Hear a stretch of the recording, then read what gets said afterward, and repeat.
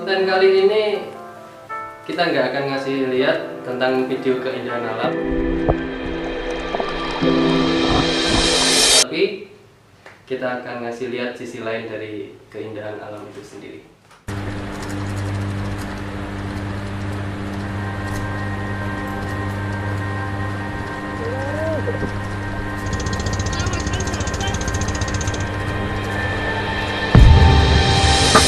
Jadi ceritanya kita mau pergi snorkel sekaligus panah ikan.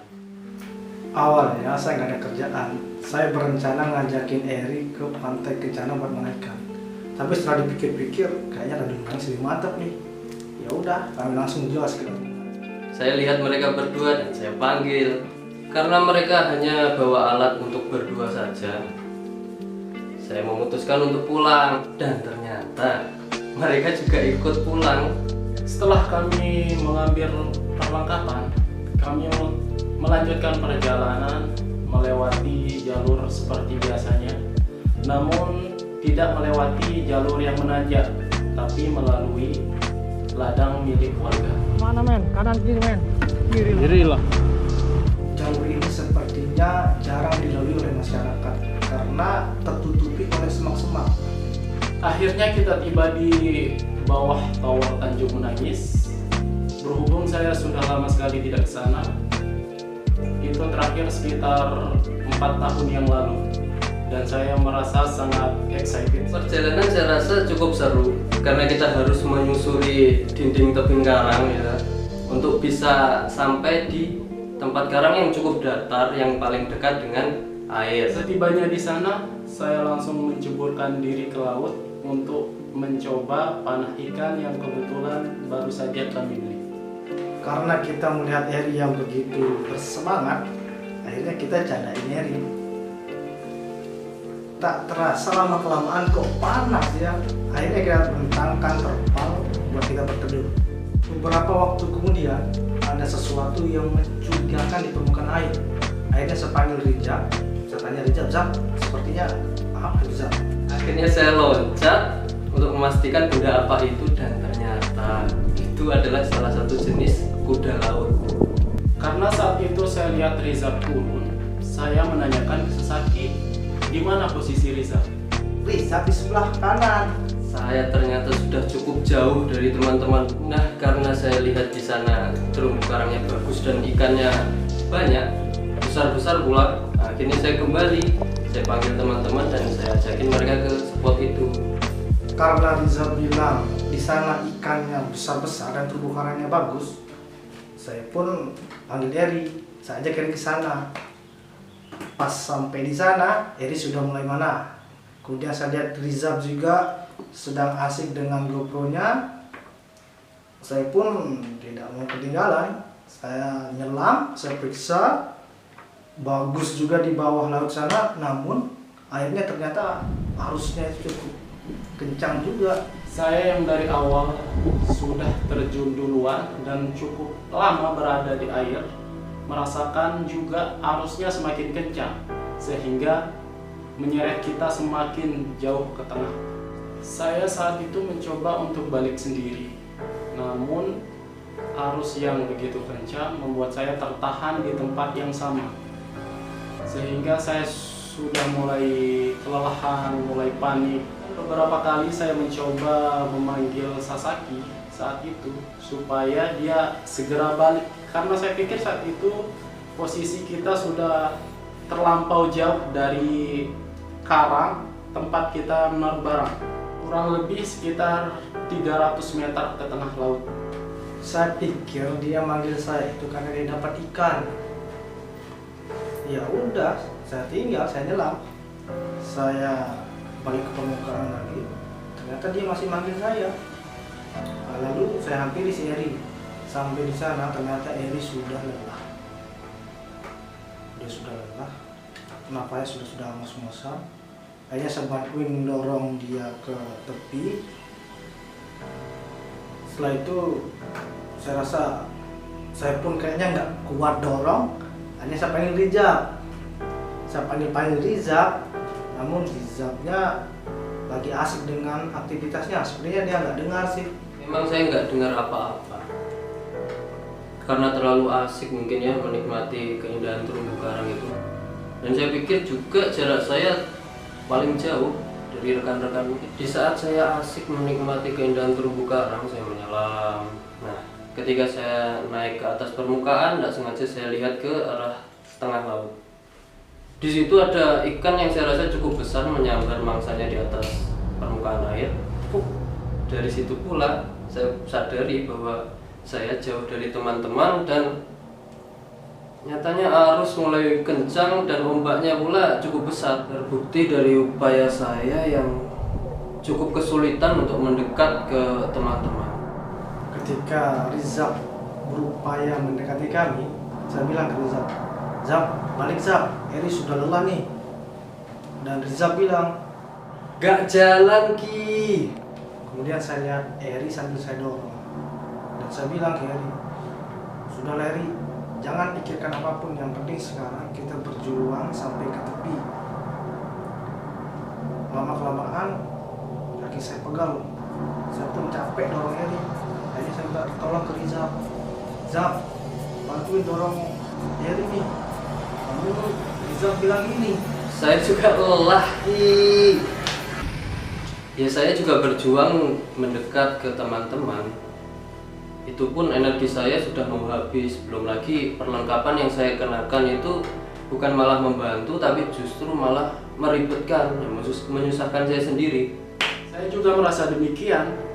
Kaca sudah mulai berembun, snorkel juga kemasukan air, napas jadi kacau, terus panah juga saya serahkan ke sesaki. pulang ke tepi melawan arus.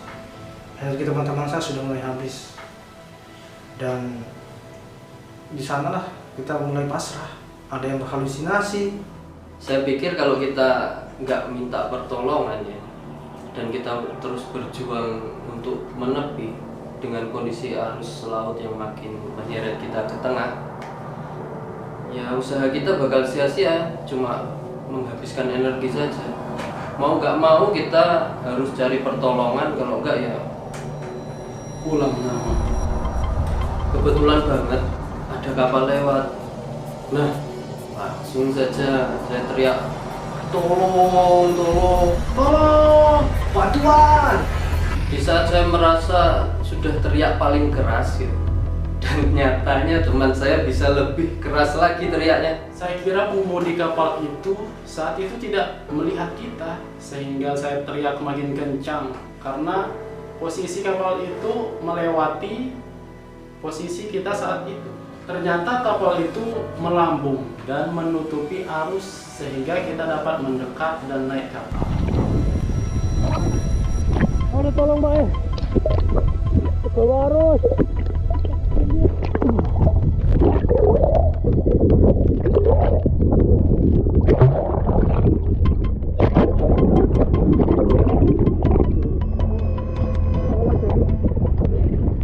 Kencang sekali arusnya.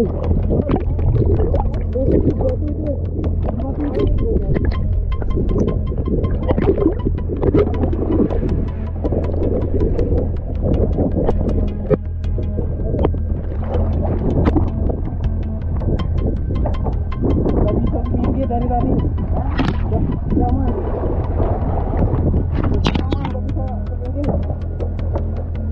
Aduh, gimana cara naik nih?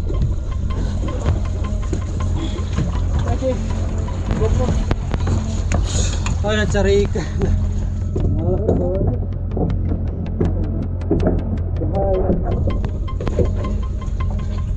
Saya kira orang tenggelam tadi sini perahunya. Hah? Saya kira perahu tenggelam.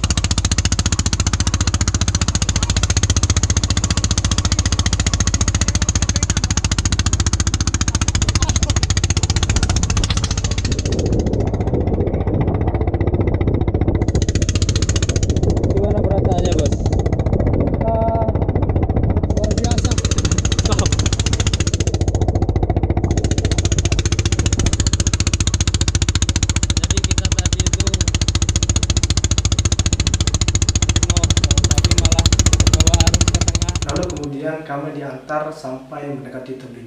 Waktu itu saya berpesan kepada pengemudi kapal supaya dia tidak meninggalkan kita terlebih dahulu sebelum kita menyampai tebing, dan akhirnya mereka bisa meninggalkan kami. Gimana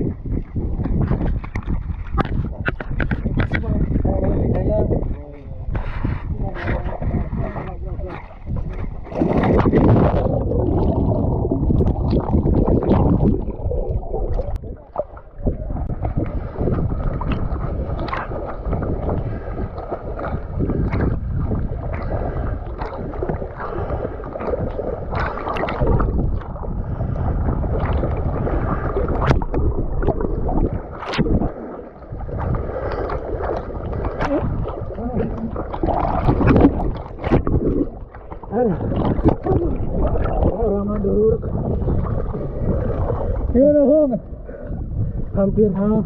Hampir pulang, tinggal nama. Terima kasih Soyane. Dan akhirnya kami pun terselamatkan. Pelajaran yang bisa kita ambil dari peristiwa ini adalah: 1. Tidak boleh takabur. 2. Jangan kita terlena dengan keindahan alam sampai kita lupa dengan keselamatan diri kita sendiri. 3. Jangan menyelam sendirian. 4. Kita tidak boleh egois. Kita harus saling membantu teman-teman kita. Kami mengucapkan terima kasih banyak kepada kedua pengemudi kapal yang telah membantu kami. Jadi gini aja pengalaman yang kami rasa perlu untuk diceritakan sebagai edukasi buat teman-teman, supaya teman-teman bisa mengambil pelajaran dari pengalaman kami. See you to the next video.